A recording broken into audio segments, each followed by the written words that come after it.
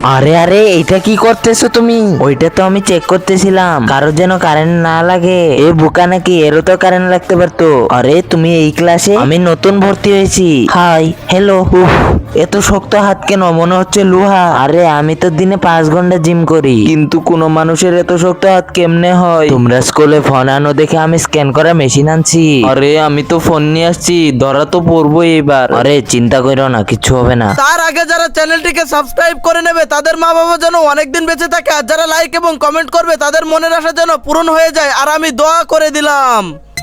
আরে আরে মেশিনটা কি খারাপ হয়ে গেল নাকি? মনে হচ্ছে আপনার মেশিন খারাপ হয়ে গেছে, তাহলে কালকে চেক করবো। বেঁচে গেলাম। আরে স্যার যখন তোমাকে স্ক্যান করলো এরকম হইলো কেন? এটা শুনে তুমি কি করবা? তোমার তো কাজ হয়েছে। এ কিছু লুকাইতাছ। তুমি কি আনছো? তুমি তোমার টিফিন বক্সে ব্যাটারি আনছো কেন?